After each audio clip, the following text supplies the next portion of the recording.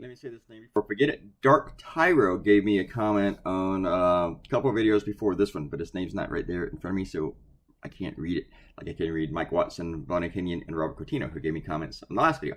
It is it's April 11th, 2023, 10:04 a.m., episode 2079. I slept into like 9:30, which I feel bad. I stayed up to like 1, but for some reason I slept a full 8 hours. I don't know why. Usually I don't do that. Anyway, I'm on my first cup of coffee, so pardon the yawns that we're going to have here. So when I first started doing this cartoon, we're going to talk about the creative part. Well, this is about activist groups and even politicians. They forum shop. They find a court that's friendly to them, and like in North Texas, they get a federal judge that was appointed by Trump, who is this right-wing wingnut who worked for anti-abortion groups. Before he became a judge, that was his experience to become a federal judge.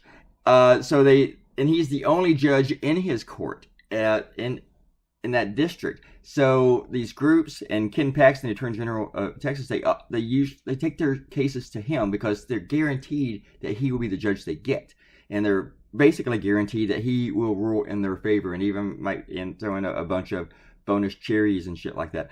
So that's forum shopping. And this is what these judges are doing. Donald Trump did it himself whenever he took his case about stealing documents, trying to pause or stop the investigation. He took it to one of his appointees. Interesting enough, that appointee too was never a judge before she became a federal judge appointed by Donald Trump. And she's also confirmed after the 2020 election in late November.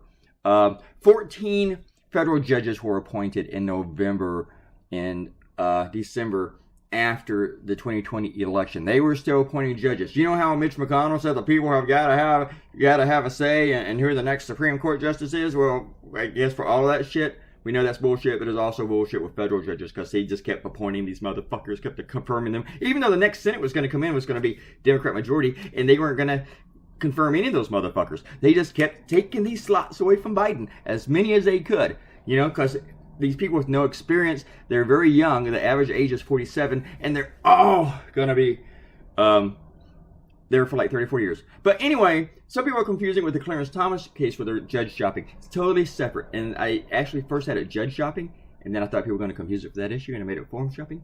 And then somebody on Instagram confused the two and talked about it. Bye.